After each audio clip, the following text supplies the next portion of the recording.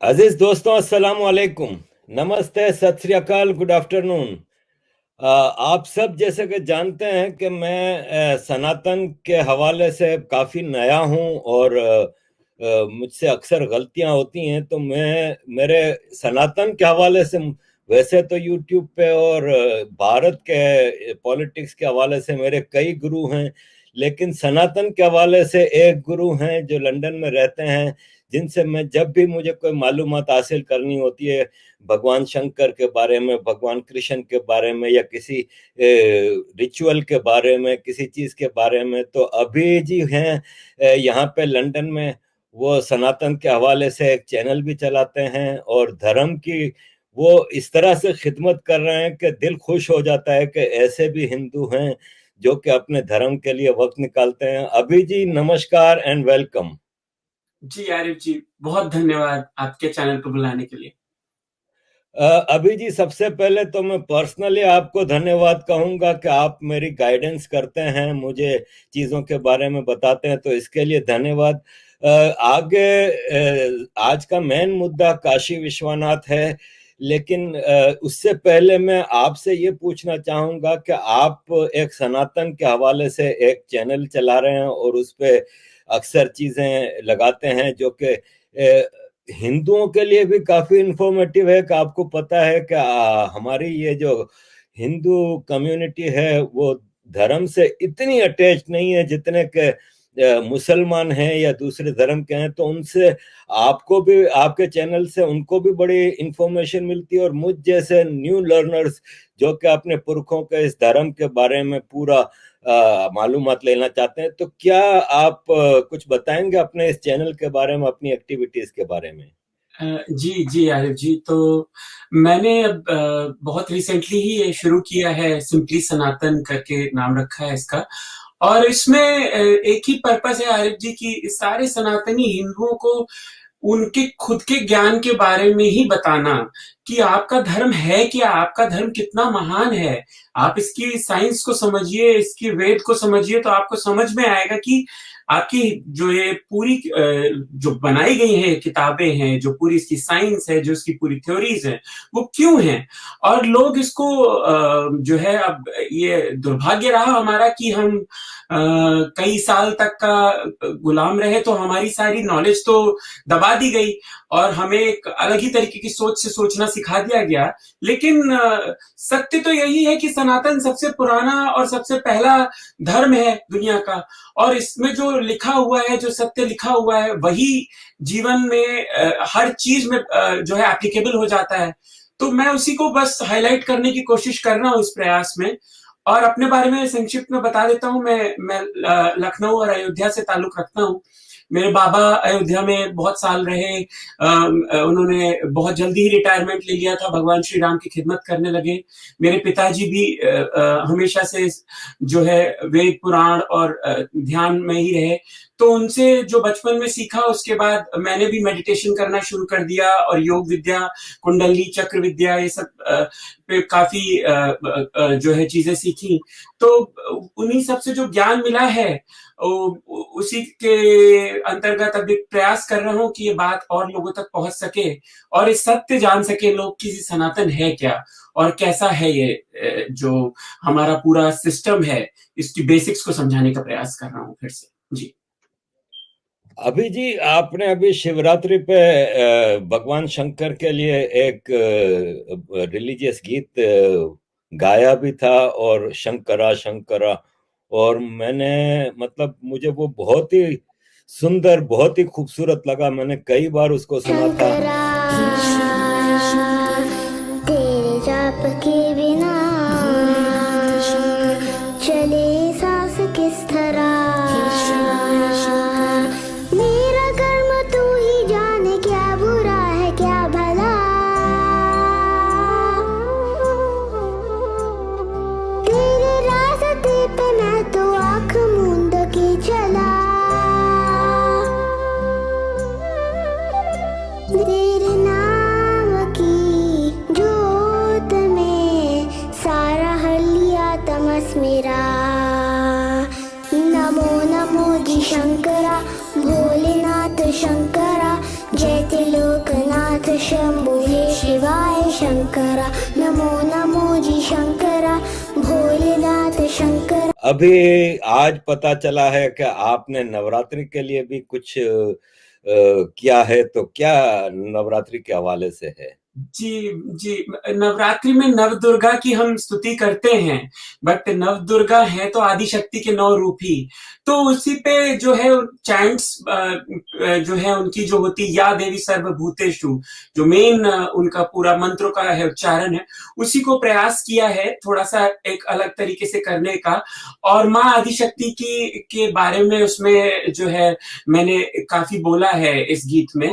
और इसको एक इस तरीके से बनाया है कि कोई भी ध्यान कर रहा हो तो अपना बैठ के उसे लगा ले और ध्यान कर सकता है, या आपका नवरात्रि में मन हो कुछ चैंट्स चलाने का, आप अपना काम करते रहें और सुनना चाहें, तो उसी पर्पस से बना दिया है ये आरिफ जी। और ये अभी मैंने अपने यूट्यूब चैनल म्यूजिकल योगीज जो मेरा चैनल है, जिसपे मैं कभी कभी अपने गाने या अपनी फैमिली के जो मेरे मेंबर्स हैं, मेरी वाइफ भी गाती हैं, मेरी 6 साल की बेटी है वो भी गाती है, और वो संस्कृत भी बोलती है, और संस्कृत सिखाने का प्रयास कर रहा हूँ उसे, संगीत सिखाने का प्रयास कर रहा हूँ। तो जो भी कर सकते हैं हम लोग वो करते हैं और उसको डालते रहते हैं। और सिंपली सनातन जो यूट्यूब पे भी अब हमने शुरू कर दिया है।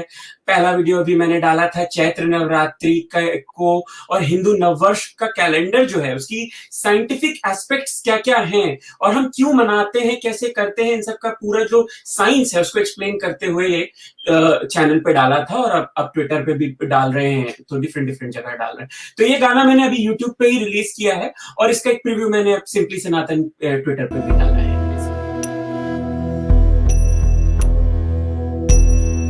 या देवी सर्वभूतेषु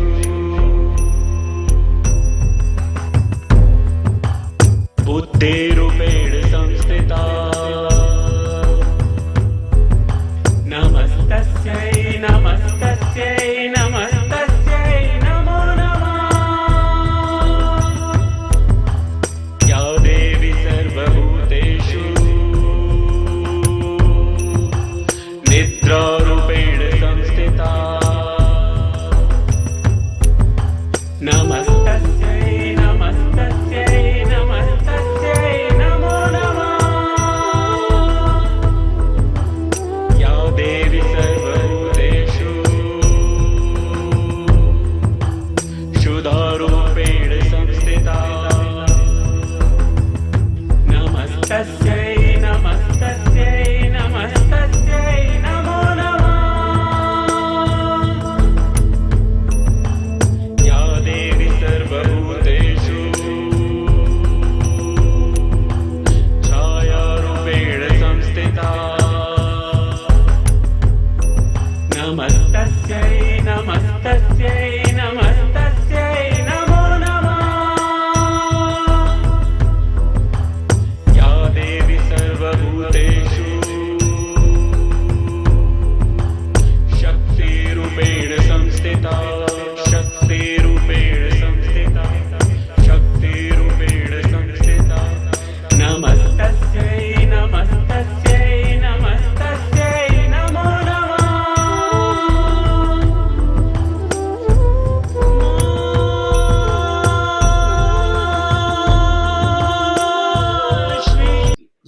ये भजन है, नवरात्रि भजन।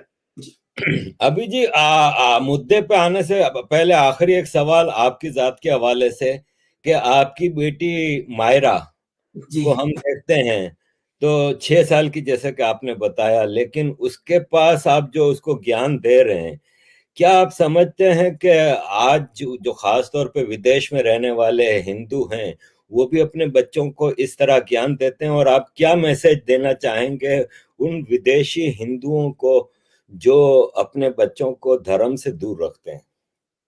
जी, बहुत बहुत सही बात पूछी है आपने आरिफ जी। ये बड़ा ही मेरे को भी ये बात आज बहुत परेशान करने लगी है।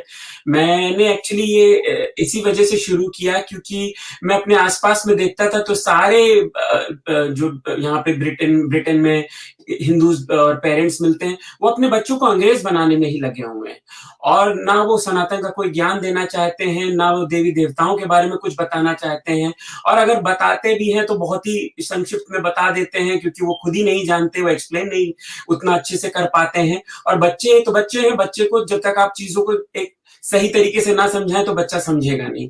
तो उसी हवाले से मैंने ये शुरू किया कि मायरा को जैसे हमने हिंदी बोलना तो सिखाया ही, क्योंकि हिंदी तो हमारी राष्ट्रभाषा है, मातृभाषा है। मैं यूपी से हूँ तो हमारे घर में तो हिंदी ही बोली जाती है। संस्कृत भी हम काफी प्रयोग करने लगे धीरे धीरे, क्योंकि सारी जो हमारे श्लोक हैं और वो है उनके अर्थ आप तभी समझ सकते हैं जब आपको संस्कृत आती हो। तो जब मायरा के साथ मैंने ये शुरू किया तो मायरा भी धीरे धीरे सब समझने लगी। फिर मैंने बहुत ये भी प्रयास किया कि उनको सारे धार्मिक सीरियल्स दिखाऊं। जो कार्टून फिल्में बच्चे देखते रहते हैं उसकी जगह आप रामायण की कार्टून दिखाइए, महाभारत की कार्टून दिखाइए, तो कम से कम वो कुछ जानेगा, आपसे पूछेगा, आप कुछ बताएंगे, तभी तो उसका ज्ञान बढ़ेगा ना।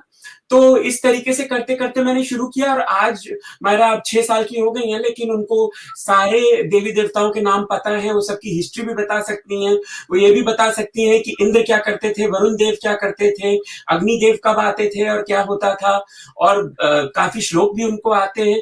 तो प्रयास कर करके मुझे लगता है कि किसी भी बच्चे को आप माटी की तरह होता है, जैसे आप उसको ढालना चाहेंगे वो ढल जाएगा, है ना। और मेरा यही संदेश रहेगा कि देखिए, आप विदेश में हैं, आपका बच्चा इंग्लिश और सारी चीजें तो अपने आप सीख लेगा, लेकिन अगर आपने आज एफर्ट नहीं डाला, आपने उसमें सनातन की जो बेसिक्स है वो नहीं समझाई उसे, तो कल वो आपके धर्म के खिलाफ हो जाए तो आप इसमें हैरान मत होइएगा। और दूसरी बात यह है कि धर्म को तो छोड़ दीजिए, जो सनातन है वो तो सबसे बड़ी चीज ये है कि आपकी वेलबींग के लिए ही बनाया गया है, आपकी मेंटल पीस के लिए बनाया गया है। मेडिटेशन, ध्यान, योग, ये चीजों से क्या धर्म का क्या ऐसा वास्ता है, ये तो आपके अपनी बॉडी के लिए है। तो यही ध्यान, यही चीजें अगर आप करेंगे, अपने बच्चे को सिखाएंगे, तो वो जो ज्ञान उसको मिलेगा वो जीवन पर्यंत उसके काम आएगा। उसको उसकी हमेशा वैल्यू दिखेगी, वो कभी स्ट्रेस में नहीं जाएगा, वो डिप्रेशन में नहीं जाएगा। और यही सनातन की खूबी है कि अगर आप उसमें मग्न हो जाएं और आप उसको समझ लें तो फिर आपके जीवन में ये सब समस्याएं नहीं आती। तो मैं यही सारे पेरेंट्स से अनुरोध करूंगा कि जरूर जरूर जरूर बेसिक्स ऑफ सनातन सिखाएं, आरती करना सिखाएं, बेसिक्स थोड़ा बहुत सिखाएं। और स्कूल कॉलेज में तो आप देख ही रहे हैं, एजेंडा चल रहा है यूके में भी कि बहुत ज्यादा एजुकेशन पे फोकस नहीं किया जा रहा है। हमें उस पॉइंट्स को भी कवर करना है, स्कूल्स पे भी प्रेशर डालना है कि आप हमारे दूसरे धर्मों के बारे में हमारे बच्चों को बताते हैं तो आप सनातन धर्म के बारे में भी बताइए। और आपको खुद अगर आता हो तो आप जाइए स्कूल में और प्रयास कीजिए कि आप उसमें कुछ जाके वहां पे बता सके तो बताइए, क्योंकि इसमें सब कुछ साइंटिफिक है, एक एक चीज साइंटिफिक है। जब आप खुद समझ लेंगे आप समझा पाएंगे। अभी जी फिर यहाँ पे एक सवाल उठता है कि हिंदूज जो हैं इंग्लैंड में, अमेरिका में, विदेश में, वो वेल सेट हैं और ज्यादातर बहुत अच्छे जॉब्स पे हैं, बिजनेस करते हैं और उनकी लाइफ में सब कुछ है। तो क्या वजह है कि मुसलमान तो मदरसे भी कायम करता है और मस्जिदों में भी अपने बच्चों को पढ़ने भेजता है, तो क्या हिंदू जो खास तौर पे बहुत ज्यादा सेटल्ड हैं यहाँ पे, उनकी जिम्मेदारी नहीं कि वो ऐसे कोई ज्ञान के स्कूल खोलें या कोई ऐसे ट्यूशन सिस्टम जो कि अपने बच्चों को, एक्सट्रीमिस्ट ना सही, क्योंकि सनातन तो एक्सट्रीमिज्म की तरफ जाता ही नहीं है, तो एक्सट्रीमिस्ट ना सही, लेकिन कम से कम अपने धर्म का बेसिक ज्ञान तो जाना चाहिए कि नहीं? ये जिम्मेदारी नहीं है क्या वेल सेट हिंदुओं की? बिल्कुल है आरिफ जी, और दुर्भाग्य है हमारा अगेन कि हम जो है हमारे घरों में ही ये प्रॉब्लम रही है कि हमारे घरों में जो है धर्म पे इतना ध्यान दिया ही नहीं जाता है, पेरेंट्स ही नहीं इस बात पे फोकस करते हैं। मैं तो फॉर्चुनेट रहा थोड़ा, मेरे घर में एक माहौल मुझे मिला मेरे बाबा की वजह से, जो अयोध्या में पूजा कर रहे थे और भगवान श्री राम की सेवा में थे उन्होंने, तो मैंने कुछ देखा उस तरीके का। लेकिन बहुत लोगों का मैंने देखा है कि उनके घरों में तो बातचीत भी नहीं होती, वो मंदिर भी जाते हैं तो नाम के लिए कभी चले गए, तो कि भाई आज कोई पर्व है तो बहुत मुश्किल से चले गए। और यही सबसे बड़ी समस्या है कि हम उसके जो मूल सिद्धांत हैं उसको पकड़ नहीं पा रहे हैं।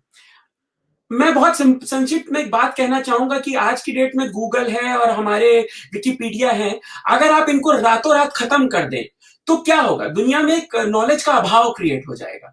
और ऐसा ही कुछ हमारे साथ सिस्टमैटिकली हुआ है आरिफ जी, अनफॉर्चुनेटली, कि तक्षशिला यूनिवर्सिटी जला दी गई, जहां दुनिया भर से लोग आते थे पढ़ने, सनातन का ज्ञान लेने, चाइना, म्यांमार, पता नहीं कहां कहां से दुनिया से, और सब लिखा हुआ है, मतलब ये सारी बातें डॉक्यूमेंटेड है। लोग आते थे ज्ञान लेने सनातन का, वो पूरी यूनिवर्सिटी जला दी गई, 3 महीने तक का वो किताबें जलती रहीं। कितना बड़ी क्षति हुई है उस नॉलेज को, उस रिसर्च को। और उसके बाद फिर जो सालों साल हमारे यहाँ जो आक्रमण होते रहे, उसकी वजह से डिफरेंट राजा आते रहे, उन्होंने अपनी बात कही और बात बदलती चली गई। आज क्या हो गया है कि हम पैसा कमाने में और अपने आप को जो है कितना स्मार्ट बना सकते हैं, हाई सोसाइटी का बना सकते हैं, उसी प्रयास में सिर्फ लगे हुए हैं। बिल्कुल करिए, जो कर रहे हैं कोई गलत बात नहीं है, लेकिन आपको जो जीवन मिला है उसका एक और बहुत महत्वपूर्ण संदेश ये भी है कि आपको ईश्वर को समझना है, ईश्वर पे अपना टाइम देना है।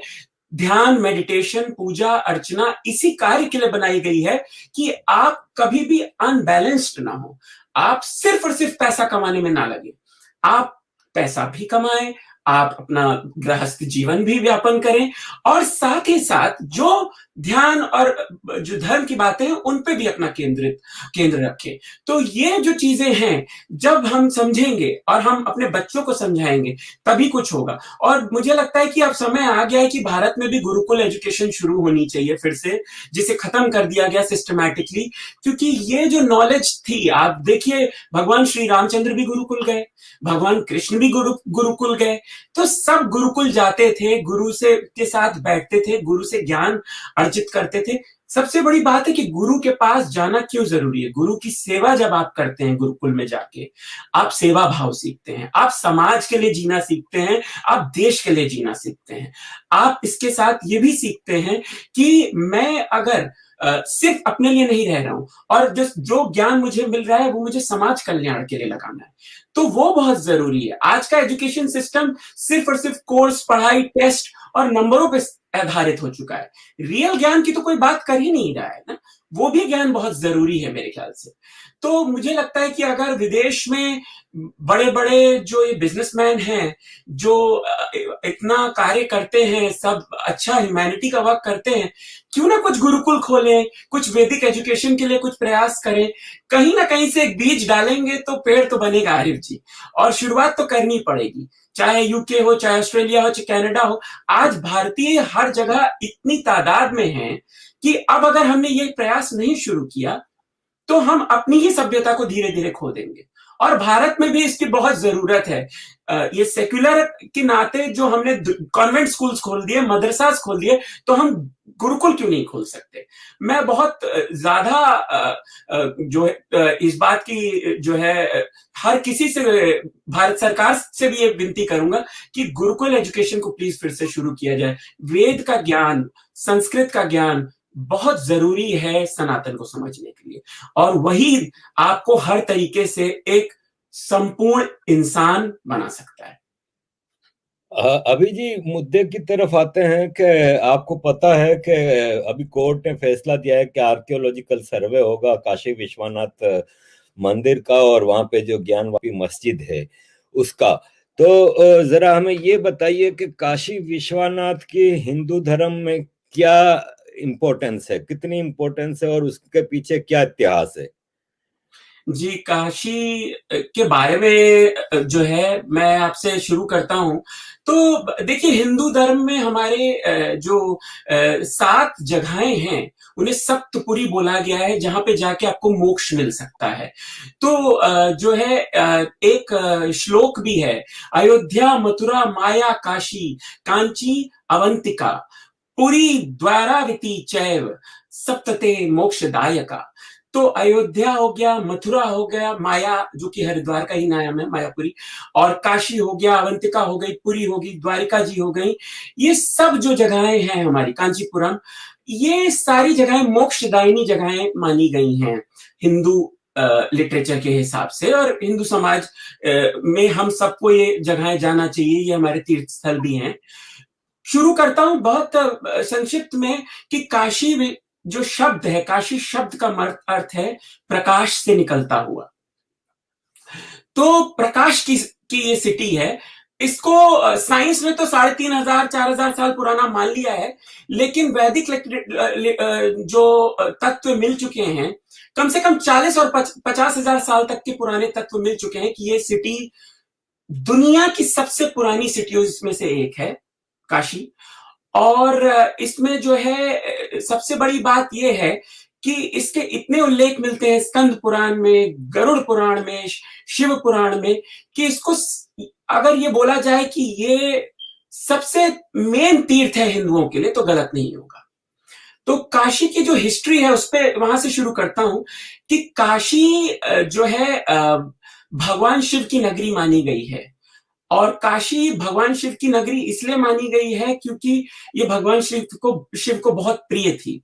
तो एक इसमें बहुत छोटी सी कथा है, वो बहुत संक्षिप्त में बता देता हूं कि ब्रह्मा जी और विष्णु जी में एक बार जो है कौन ज्यादा महान, इस पे थोड़ी सी बहस हुई थी। तो एक लिंग के रूप में एक जो है काशी माना गया कि वहां पे वो लिंग निकला, जो जिसको नापने की कोशिश फिर विष्णु जी ने भी की थी और ब्रह्मा जी ने भी की थी। और उसी से जुड़ी काफी पौराणिक कथाएं हैं जिसमें बोला गया कि फिर ब्रह्मा जी को श्राप मिला और उनकी पूजा नहीं होती है। तो मैं इस पॉइंट पे आपको ये बताना चाहूंगा कि शिव पुराण में जितना काशी के बारे में लिखा गया है उतना तो कहीं और नहीं मिलता।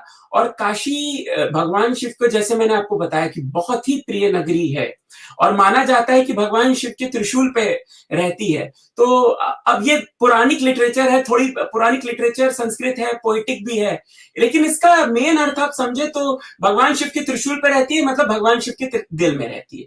तो जो काशी में रहता है उसको भगवान शिव की कृपा मिलती है, बेसिक बात है। काशी विश्वनाथ जो मंदिर है, इसके भी पूरी एक स्टोरी है। और इस पे भी मैं थोड़ा सा आपको बता देता हूं कि जो हमारे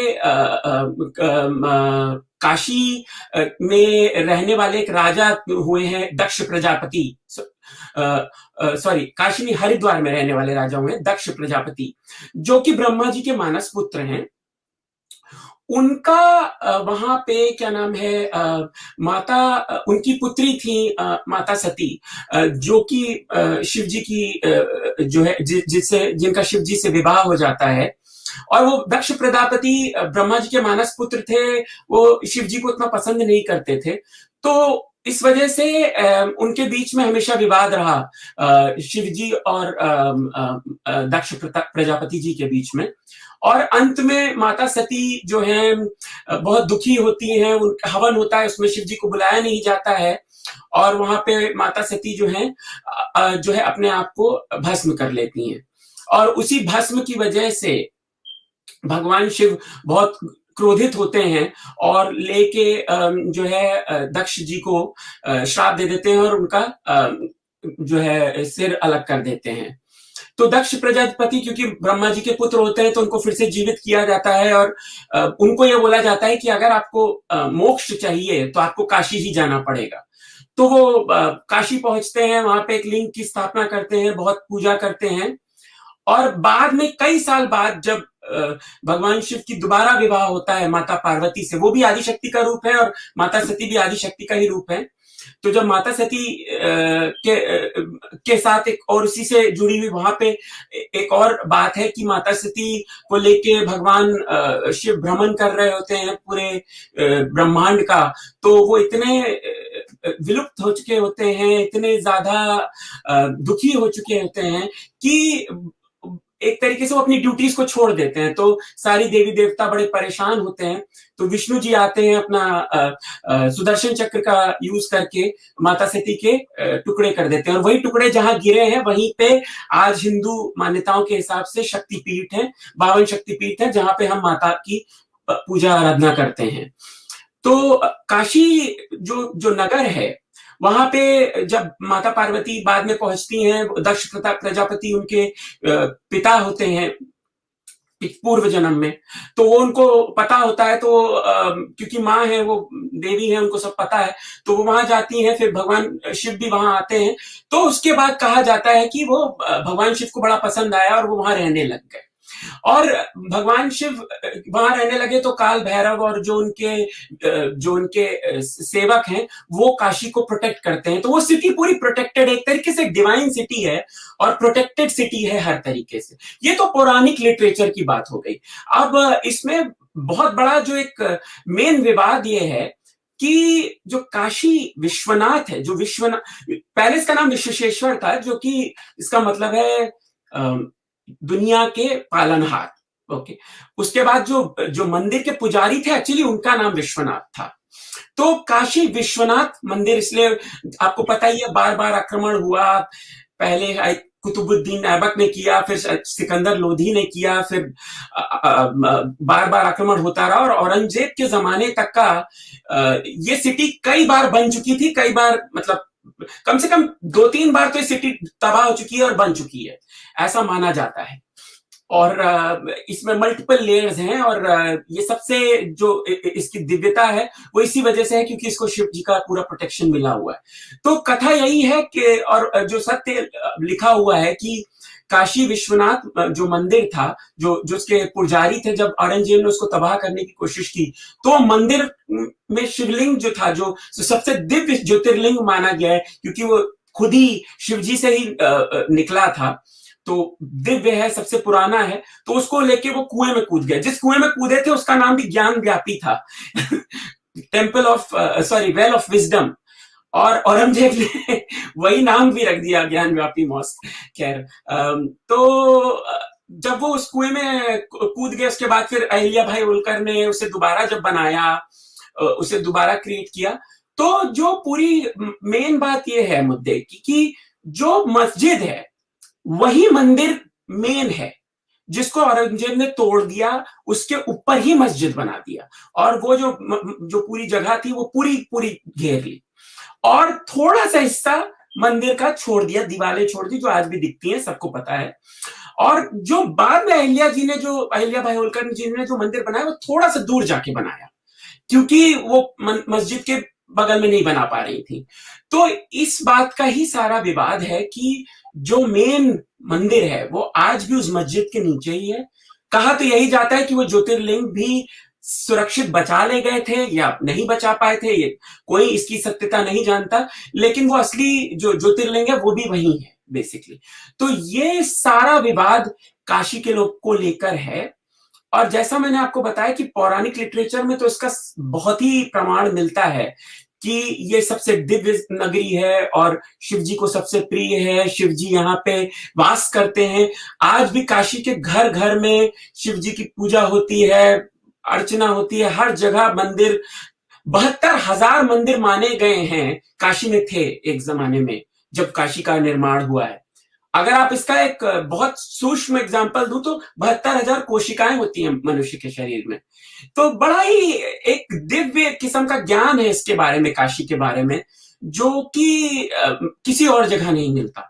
और हरिद्वार और काशी इसीलिए बहुत मेन जगहें हैं हिंदू धर्म के लिए, कि हरिद्वार से एक तरीके से सभ्यता की कितनी चीजें जुड़ी हुई हैं।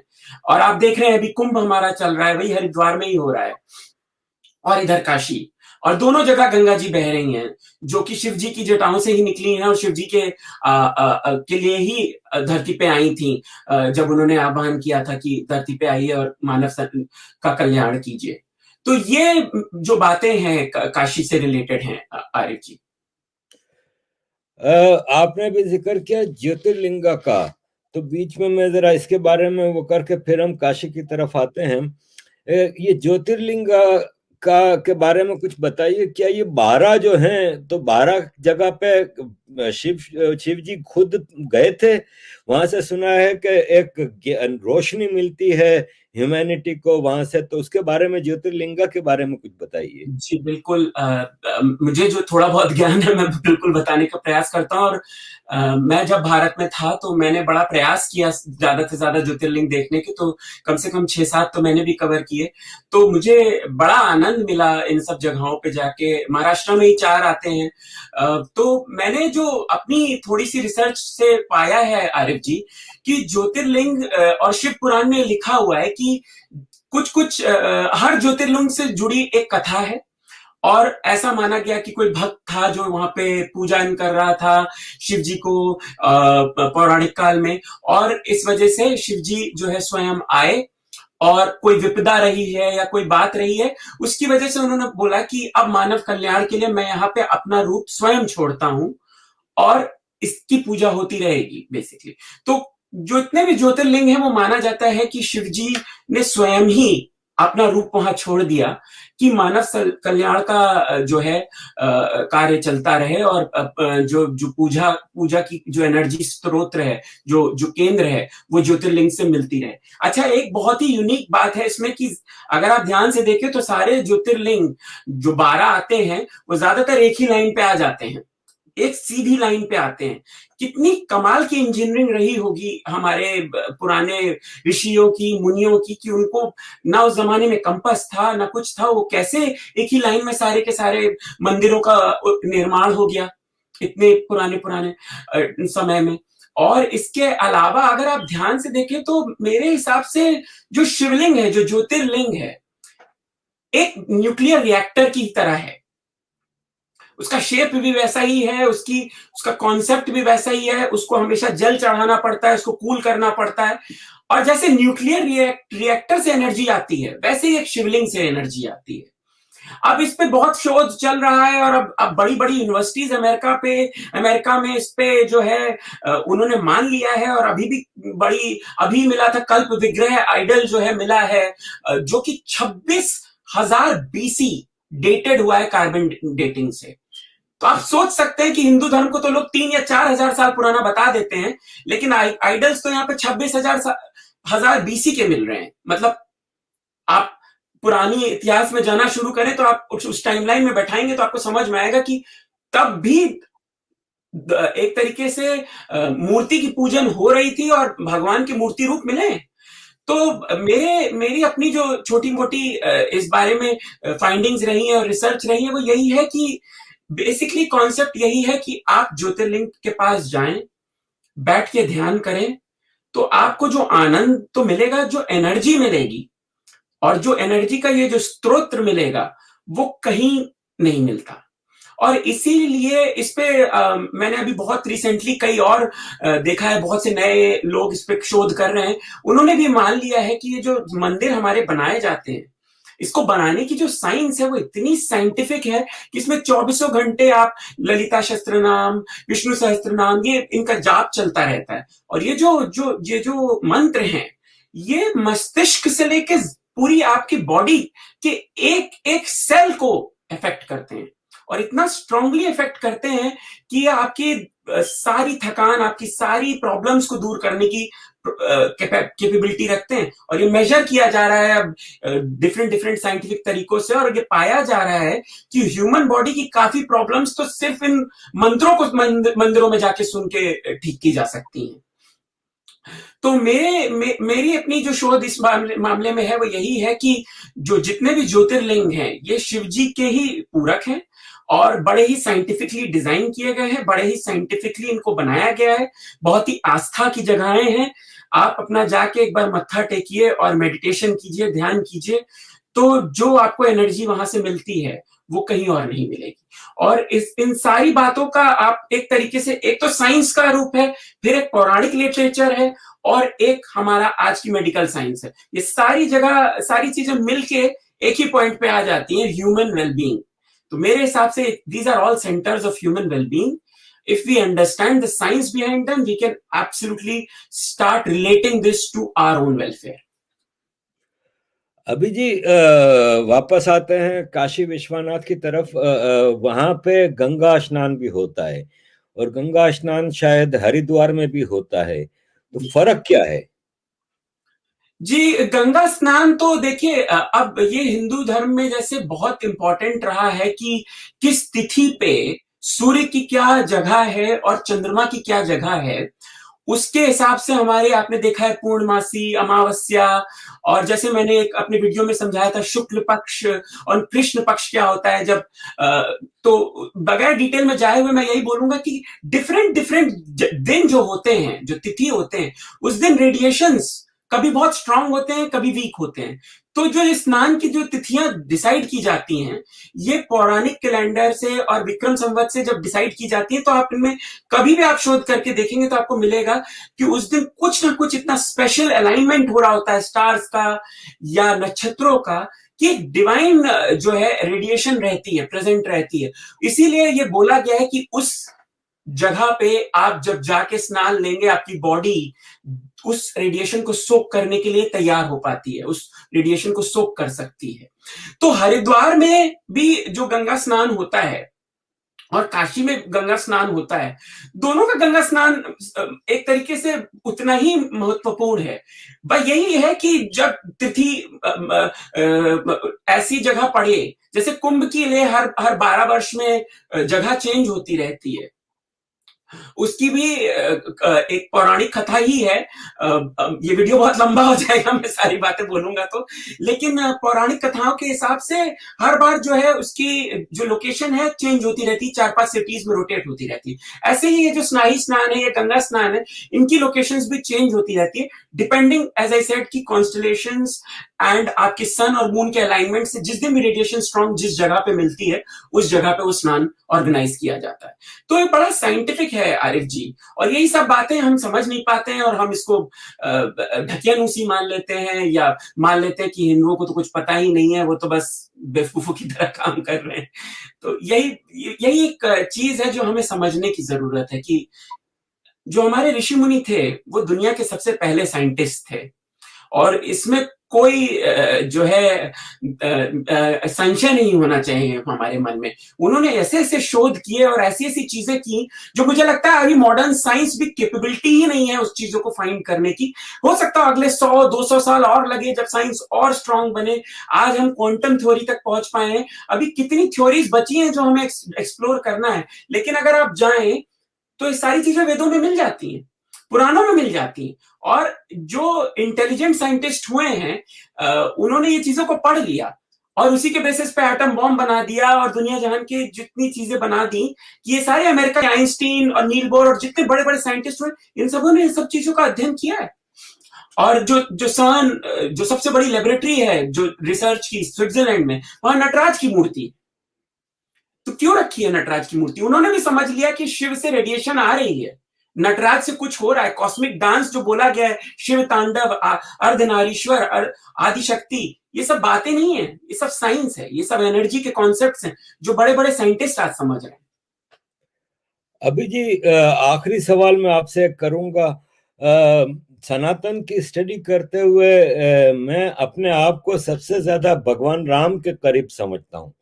मुझे अक्सर मुसलमान ताने भेजते हैं कि तू हिंदू हो जा, तू अपना नाम लल्लू प्रसाद रख ले, तू ये रख ले, वो रख ले। तो मैं कहता हूँ अगर रखना पड़ा तो मैं राम भक्त रखूंगा, इसलिए कि मैं पता नहीं क्यों मुझे बहुत ही ज्यादा क्लोजनेस महसूस होती है। तो जरा कुछ आपने भगवान शंकर के बारे में बताया सब कुछ राम जी के बारे में बताएं कि क्या वो मतलब बहुत बात के हैं शायद भगवान शिव शंकर के और उनके बाद के, तो कुछ राम जी के बारे में बताएं। जी, भगवान राम विष्णु जी के ही अवतार है, जैसे सबको पता है। जैसे कृष्ण जी थे वैसे राम जी भी हैं। वो त्रेता युग में आए थे, उसके बाद द्वापर युग आता है, तो सतयुग में ही ज्यादातर पौराणिक कथाओं का आपको मिलता है, और सतयुग के टाइम पे ही सारी जो मैं बातें बोल रहा था ज्यादातर सतयुग के टाइम पे। तो त्रेता युग में जब भगवान राम जो है विष्णु जी ने जन्म लिया भगवान राम के रूप में, तो मेन डिफरेंस यही था मेरे हिसाब से कि जो सतयुग था वो तो सबसे अच्छा युग माना गया है, कि मतलब ना कोई गलत कार्य होता था, ना कोई गलत इंसान होता था। जो भी बातें थी, जो भी चीजें थी, वो सबसे प्योरेस्ट फॉर्म में थी। और जो भी चीजें अगर देखा जाए ध्यान से, तो धीरे धीरे डिग्रेडेशन होता गया। तो सतयुग, फिर त्रेता युग, और फिर द्वापर युग, और अब कलयुग। तो जो त्रेता युग है, जो भगवान राम का युग है, उसमें जब भगवान राम आए तो तब तक काफी चीजों में जो है थोड़े चेंजेस आने लग गए थे, और बहुत जरूरी हो गया था कि भगवान आके एक मैसेज दें, फिर से समझाएं मानवता को कि आपका मेन कार्य क्या है, आपको क्या करने की जरूरत है। तो भगवान राम तो बचपन से ही उस कार्य में, आप देखिए, लग गए। गुरु वशिष्ठ के आश्रम में गए, वहां उन्होंने अपनी जो है पूरी की पूरी शिक्षा पूर्ण की, और बहुत सी चीजें वहां पे छोटे आयु से ही उन्होंने कार्य शुरू कर दिए थे। तो तारका को मारा, फिर अहिल्या को का उद्धार किया। अब आज की डेट में आप देखें तो अहिल्या जो है एक तरीके से एक गलत स्त्री मानी जाएंगी, लेकिन भगवान राम ने ऐसा नहीं किया कि वो गलत है तो उनको छोड़ दिया जाए। उन्होंने उनका भी उद्धार किया, और उन्होंने समझाया भी कि उनका उद्धार वो क्यों कर रहे हैं। तो भगवान राम ने तो सिर्फ और सिर्फ एग्जाम्पल्स ही सेट किए हैं कि आप कैसे भी इंसान हो, आप कुछ भी करते हो, लेकिन अगर आप प्रभु में लीन हैं, अगर आप प्रभु को समझ रहे हैं, तो आपका उद्धार मैं करूंगा। मेन जो मैसेज वो यही है कि अगर आप प्रभु को समझ रहे हैं और प्रभु में लीन है, तो आपका उद्धार मैं करूंगा। और भगवान राम ने तो रावण को भी, जो उनकी बीवी को उठा के ले गया, उसको भी माफ करने की कोशिश की, उसको भी कई मौके दिए। तो एक, मुझे तो नहीं लगता ऐसा कोई और संत महात्मा आया हो जिसने इस तरीके का आचरण दिया हो। तो और उन्होंने तो अपने सारे के सारे दुश्मनों को भी माफ करते चले गए। उनकी माँ कैकेयी, जिनकी वजह से उनको अपना राजपाट छोड़ना पड़ा, वन में जाना पड़ा, सिर्फ और सिर्फ पिता ने एक बात कह दी, और उन्होंने उस बात को रखने के लिए 14 साल का अपना वनवास मान लिया अपनी। और छोटे भाई का भी प्यार देखिए कि उन्होंने बोला कि बड़े भैया जा रहे हैं लक्ष्मण जी, तो मैं भी नहीं रह सकता, मैं भी उनके साथ जाऊंगा। तो ये सब उदाहरण है कि आदर्श जीवन क्या है, भाई का क्या कर्तव्य है, पति का क्या कर्तव्य है। और उन्होंने एक पूरा एग्जाम्पल सेट किया है जिसे अगर हम फॉलो करें, तो मुझे नहीं लगता कि हमारी जो है इससे अच्छे एग्जाम्पल्स प्रेजेंट हैं आज के टाइम में, जिससे आप बेहतर इंसान बन सकते हैं। तो अगर आपको कोई राम भक्त बोलता है, तो आपको तो गर्व होना चाहिए, क्योंकि भगवान राम की तो उपाधि मर्यादा पुरुषोत्तम, और जो उनका आचरण है वो किसी में पाया ही बड़ा मुश्किल से जा सकता है। सबसे सौम्य, सबसे सरल स्वभाव के, बड़े ही विनम्र, बड़े ही हृदय से एकदम 2 मिनट में पिघल जाने वाले प्रभु हैं वो। और किसी के लिए भी उनके मन में ना द्वेष है, ना तकलीफ है। रावण भी मरते वक्त उन्हीं का नाम लेके मरा, इसीलिए उसको मोक्ष मिला। रावण को भी मोक्ष दे दिया उन्होंने। तो मुझे लगता है कि भगवान राम जो है, भगवान शिव, भगवान राम, भगवान कृष्ण, इन्होंने जो जीवन जिया है, जिस तरीके से इनके जीवन को अगर हम पढ़ें और इनकी पौराणिक कथाओं को, रामायण का अध्ययन करें, महाभारत, भगवद गीता, पुराणों का जितना उल्लेख इसमें मिलता है, ये सारी बातों को अगर आप एक एक करके स्टडी करते जाएं, तो आपको सब धीरे धीरे समझ में आ जाएगा कि कितने अच्छे तरीके से आप अपने जीवन का व्यापन कर सकते हैं। गृहस्थ जीवन में भी रह के आपको कोई जरूरत नहीं है सब कुछ छोड़ के हिमालय पे जाके पूजा करने की, और सब कुछ खत्म करके रहने की। राजा होके भी उन्होंने सब कुछ करके दिखाया। तो भगवान राम की तो जो इसीलिए इतनी ज्यादा पूजा है कि उन्होंने ऐसे ऐसे उदाहरण दिए हैं कि आज भी भगवान राम सबके दिल में बसते हैं। और हम सारे हिंदुओं के लिए प्रभु श्री राम का जो ये मंदिर बनने जा रहा है, ये बहुत ही आनंददायी होने वाला है। क्योंकि अगेन, ये जैसे काशी विश्वनाथ का मुद्दा था कि इस्लामिक आक्रांताओं ने आके अयोध्या पे भी आक्रमण किया, और जो मस्जिद के आपको पता ही है, बाबरी मस्जिद, और उसकी वजह से जो पूरा मंदिर खराब, इतने साल, 500 साल तक टूटा पड़ा रहा। आज ये मंदिर बनना जा रहा है, सिर्फ एक मंदिर नहीं है, ये हर हिंदू के दिल में जो भगवान राम के लिए जो प्रेम है, ये उसका प्रतीक है। और जिस दिन ये मंदिर बनेगा, मुझे लगता है अयोध्या फिर से अपनी पुरानी उसी ग्लोरी पे पहुंच पाएगी जो थी, जो नॉलेज की नगरी अयोध्या थी, वो फिर से शुरू होगा, फिर गुरुकुल होंगे, फिर वहां पे बड़े बड़े ऋषि मुनि सब टाइप के लोग इकट्ठा होना शुरू होंगे और हिंदू जा सकते हैं, अपना ज्ञान हासिल कर सकते हैं, उनके साथ बैठ के विचार कर सकते हैं, बात कर सकते हैं। मुझे लगता है हम हिंदुओं में एक बहुत बड़ी आज की डेट में एक समस्या ये भी आ गई है कि हम धर्म धर्म धर्म करके पीछे हट जाते हैं। आप इसे एक बात की तरह क्यों नहीं रखते कि आप हिंदू हैं, मैं हिंदू, आइए कुछ वार्तालाप करें, आइए कुछ बात करें, मैं कुछ अपने विचार दूं, आप अपने विचार दें, और अपनी ही लिटरेचर को मैं अपने तरीके से समझाऊं, आप अपने तरीके से समझाएं, और हम लोग इसमें कुछ बात करें। ये चीजें भी अगर हम थोड़ी थोड़ी भी शुरू कर दें तो मुझे लगता है जो हिंदू धर्म में आज प्रॉब्लम्स हो हैं कि हम हिंदू बात ही नहीं कर रहे हैं और हिंदू धर्म धीरे धीरे धीरे कन्वर्जन से या दूसरी प्रॉब्लम से इतना जूझ रहा है, वो खत्म होंगी, क्योंकि हिंदुओं को ही समझ में आने लगेगा कि धर्म का ज्ञान कितना डीप है। मुझे नहीं लगता कि कोई भी इंसान अकेले बोल सकता है कि मुझे सब आता है। ज्ञान की कोई सीमा नहीं है। तो हमेशा ज्ञान तभी बढ़ता है जब आप दो लोग मिलकर विचार विमर्श करें, और आपकी विचारधारा अलग हो सकती है लेकिन केंद्र बिंदु तो सबका एक ही है। सारे हिंदू धर्म में भी एक ही ईश्वर की बात की गई है, परमेश्वर की। आप दूसरे धर्मों में भी देख लीजिए, एक ही ईश्वर की बात की गई। तो बात घूम फिर के वही है, सब धर्म एक ही ईश्वर की बात कर रहे हैं। हिंदू धर्म में उसी चीज को इतना फ्लेक्सिबल बना दिया गया, इतना सिंपल बना दिया गया कि आप किसी भी किस्म की पद्धति से आए, आप कुछ भी माने, आपको बस पूजा अर्चना करनी है। अब आप किसकी कर रहे हैं, क्या कर रहे हैं, वो आपको फ्लेक्सिबिलिटी दे दी गई। तो मुझे लगता है कि हिंदू धर्म जैसा धर्म तो कोई है ही नहीं, और जितनी साइंस सनातन में है किसी और चीज में नहीं। आप जो चीज उठा लें, एक एक चीज, एक एक ये आरती भी जो हम करते हैं कितनी इंपॉर्टेंट चीज है। एक तरीके से आप एक परिक्रमा कर रहे हैं, एक तरीके से आप एक अग्नि की परिक्रमा दे रहे हैं। अग्नि की भी आपको एनर्जी मिल रही है, प्रभु की भी एनर्जी मिल रही है। तो कोई भी चीज ऐसे नहीं है कि कोई मीनिंग नहीं है उसका। हर चीज का एक बहुत डीप मीनिंग है, बहुत डीप साइंस है। हम बस उसे समझ नहीं पा रहे हैं, हम उसे समझने की शक्ति खो चुके हैं, हमें उसे वापस हासिल करना पड़ेगा। अभी जी आपसे दिल तो करता है कि घंटों बातचीत हो, आपकी जो बातें हैं वो सीधे अल्फाज में आके लगती हैं दिल को, लेकिन वक्त की कमी है। एक और सवाल रह गया है जो मुझे अब अचानक वो हो रहा है कि मैं आपसे पूछ ही लूं, लंबा हो रहा है लेकिन आप सा एक सवाल है, वो ये है कि हमारे आज के हिंदुस्तान के मॉडर्न इंडिया के बापू तो गांधी जी हैं। और गांधी जी कहते हैं कि नॉन वायलेंस, बिल्कुल, कोई एक चमाट मारे तो दूसरा गाल आगे करके दूसरा चमाट खाओ, और कोई कितना भी तुम पे जुल्म करे चुपचाप जुल्म बर्दाश्त करते रहो।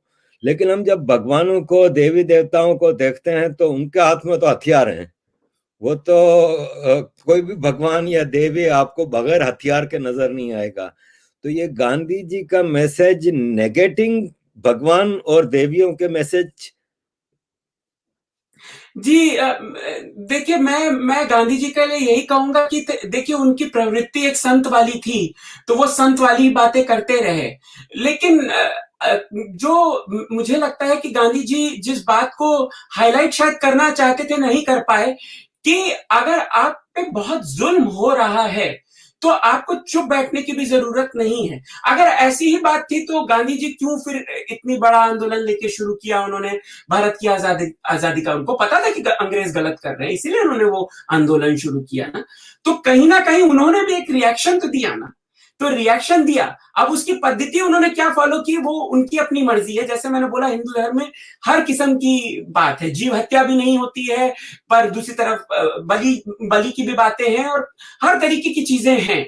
और इसमें एक मैं बहुत बड़ी जो बात मानता हूं कि इतनी ज्यादा लिटरेचर है, इतनी ज्यादा कहानियां हैं, इतनी ज्यादा बातें हैं कि बात डाइल्यूट हो ही जाती है। और जो चीज जिसका मैंने आपको उदाहरण दिया जो 50,000 साल पहले हुई है, या मैं आपको पता है अर्थ की एज आज की डेट में 4.3 बिलियन ईयर्स मानी जाती है, और हिंदू धर्म के हिसाब से ब्रह्मा जी और कल्पों की कैलकुलेशन के हिसाब से उसी टाइम से शुरू होता है, सनातन तभी से शुरू होता है बेसिकली। तो जो चीज आज की डेट में एक चीज 200-300 साल सरवाइव कर जाए बड़ी बात है, 50,000 साल पुरानी चीजों की असलियत आपको कितनी बची होगी, कितनी नहीं बची होगी, इसके बारे में मैं और आप क्या कमेंट कर सकते हैं। तो मुझे बहुत लगता है कि हमें उदाहरण लेना चाहिए दुर्गा माँ का, हमें उदाहरण लेना चाहिए कृष्ण जी का, जिन्होंने जब महिषासुर जैसे राक्षस और दूसरे दैत्य उनको शुंभ निशुंभ आए, तो उन्होंने तो 2 मिनट नहीं लगाए अपना अस्त्र इस्तेमाल करके खत्म करने के लिए। क्यों? क्योंकि वो मानव जाति को क्षति पहुंचा रहे थे, मानव जाति को तकलीफ पहुंचा रहे थे। ऋषि हवन कर रहे हैं, वो उनके हवन में जाके मीट मांस डाल देते थे, उनको परेशान करते थे। तो माँ, और जब उनके भक्त माँ को याद करते हैं, जब आप प्रभु को याद करते हैं, सच्चे दिल से याद करते हैं, तो प्रभु आते हैं। तो माता आती है और अपना जो उनको करना होता है वो करके चली जाती हैं, राक्षसों का संहार। और ऐसे कृष्ण जी ने किया, देख लिया उन्होंने कि एक तरीके से महाभारत जो है, मेरे बहुत संक्षिप्त में बता दूं, मेरे हिसाब से it's a cleaning of race, it's a cleaning of lineage. एक टाइम आ चुका था भारतवर्ष में कि सारे के सारे जो राजा थे, सिवाय भीष्म जी को छोड़ के और युधिष्ठिर जी को छोड़ के, बहुत से जो राजा थे वो बहुत गलत रास्तों पे चल चुके थे, सारी गलत किस्म की काम कर रहे थे और एक गलत किस्म की चीजों में इन्वॉल्व हो रहे थे। जैसे दुर्योधन ने कई चीजें गलत की, आपने देखा। तो एक तरीके से एक टाइम आता है जब भगवान भी देख लेते हैं कि अब इम्बैलेंस क्रिएट हो गया है दुनिया में, अब मुझे जाके बैलेंस वापस रिस्टोर करना है। तो वो आते हैं और अपनी लीलाओं में जो भी उनको सही लगता है वो करते हैं। और महाभारत भी उसी का एक हिस्सा था कि आप देख लीजिए, सारा का सारा राजा और सारा का सारे सब खत्म कर दिया एक युद्ध से, जिसमें लड़ाई तो 2 भाइयों की ही थी, सारे भारतवर्ष को इन्वॉल्व होने की कोई जरूरत नहीं थी। लेकिन भगवान कृष्ण ने ऐसी चतुरता से कार्य किया कि सारे के सारे राजा उसमें इकट्ठे हो गए और सबका एक ही युद्ध में काम खत्म हो गया। और उसके बाद उन्होंने एक नई लाइनेज शुरू, एक तरीके से युधिष्ठिर जो क्लीनेस्ट थे उनकी बाद उनकी नई राजा बने और उसके बाद से एक नई लाइनेज शुरू हुई। तो पॉइंट मैं आपको यही समझाना चाह रहा हूं कि भगवान ने भी ये हमें हर जगह एग्जाम्पल दिया है कि आपके साथ गलत हो रहा हो तो आप जरूर रिएक्ट कीजिए, शस्त्र भी उठाना पड़े तो उठाइए, और शस्त्र ना उठाए बगैर अगर आप बात समझा सकते हैं तो आप वैसे समझाइए। तो गांधी जी का तरीका, गांधी जी ने जब तक सही लगा उन्होंने किया। देखिए, उनके ही तरीके से आजादी नहीं मिली है, ये भी बात फैक्ट है। सुभाष चंद्र बोस जी ने जब इंडियन नेशनल आर्मी बनाई है, जो उन्होंने किया है, उसका बहुत बड़ा योगदान है इस आजादी में। तो मैं इन सब चीजों के बारे में ना बात करके आपसे यही कहूंगा कि जो भगवान के पॉइंट्स हैं उसके एग्जाम्पल्स लीजिए। भगवान कृष्ण ने शिशुपाल को 99 टाइम्स माफ किया, वो उनको बोलता रहा गलत बात बोल, लेकिन 100वीं बार उन्होंने उसको भी नहीं छोड़ा। तो आपके धर्म पे आज आक्रमण हो रहा है, आपके धर्म को बदनाम करने की एक सूची समझी साजिश रची जा रही है। आज से नहीं, कम से कम 70-80 साल से तो ये चल ही रहा है। और आपको अब ये समय आ चुका है कि अपने धर्म को बचाने के लिए जो सही लगेगा वो करना पड़ेगा। और आपको अपने आप को जागरूक बनाना है, अपने आसपास के लोगों को जागरूक बनाना है, और हिंदू जागृति का जो कार्य है ये हम सब मिलके ही कर सकते हैं। इसमें कहीं ऐसा नहीं है कि अगर आप जागरूक हो रहे हैं तो आपको हथियार उठा लेना है, मुझे ऐसा नहीं लगता। मुझे लगता है हम ज्ञान से भी बहुत कुछ हासिल कर सकते हैं और हम ज्ञान से हासिल करेंगे भी। लेकिन हाँ, अगर हम पे जुल्म होंगे, हम पे तकलीफें होंगी और किसी तरीके का कोई हमारे घर पे आके अटैक करेगा तो जरूर हम रक्षा करेंगे। तब हम गांधी जी वाला प्रिंसिपल तो नहीं फॉलो कर सकते। अभिजीत, बहुत बहुत धन्यवाद आपके इन सारे टाइम का, आपने इतनी जो बातें हमें बताई और मुझे तो काफी इंफॉर्मेशन मिली और मुझे उम्मीद है कि काफी लोगों को इससे कई चीजों का पता चला होगा। धन्यवाद अभिजीत। बहुत बहुत धन्यवाद आपका भी आरिफ जी। और आप जो सनातन की खिदमत कर रहे हैं, बहुत शुक्रिया आपको उसके लिए। और ये कार्य जैसे मैंने कहा हम सब मिलके ही कर सकते हैं। तो मैं बस अंत में यही कहूंगा कि सिंपली सनातन मेरा जो प्रयास है, आप सबका साथ मुझे चाहिए। और भी जो हिंदू भाई हमारे हैं जो जुड़ के काम करना चाहें, प्लीज मुझे मैसेज कीजिए। हम सब मिलके ही सनातन के इस ज्ञान को फैला सकते हैं। और सिंपली सनातन पे मुझसे कनेक्ट कीजिए, हमारे यूट्यूब चैनल पे, हमारे ट्विटर चैनल पे। और आगे जरूर मैं प्रयास करूंगा कि और सनातन से रिलेटेड बातें करता रहूं, और जो भी मुझे थोड़ा बहुत पता चलता रहे उसको शेयर करता हूं आपसे। धन्यवाद दोस्तों, जरूर आप सिंपली सनातन को ज्वाइन करें। आपको वहां पे सिर्फ ब्यूटीफुल चीजें ही मिलेंगी और शांति आपको मिलेगी जब आप सिंपली सनातन को देखेंगे। बहुत ज्ञान की चीजें अभी जी वहां पे लगाते हैं, तो जरूर फॉलो करें। ये जरूरी है कि अपने धर्म, अपने इतिहास, अपनी अपनी जो हिस्ट्री है इसके बारे में हमें पता होना चाहिए। और अभी जी हर मौके पे कोई ना कोई चीज वहां पे ऐसी चीज लाते हैं जो कि हमें इंफॉर्मेशन देती है। तो जो बहुत ज्यादा हिंदू धर्म को जानते हैं उनको भी वो देखना चाहिए, और जो दूर हैं अपने धर्म से कम इसको ज्वाइन करके अपने धर्म के करीब हो सकते हैं। इसमें कोई बुरी बात नहीं है। सनातन बहुत ही ब्यूटीफुल मैसेज है। सनातन एक पीस और कोऑपरेशन, को एग्जिस्टेंस का मैसेज देता है, और सिंपली सनातन इसको पूरा पोर्ट्रेट करता है। अजीज दोस्तों, thank you very much for watching, and keep watching, keep supporting for your views. बहुत नमस्कार।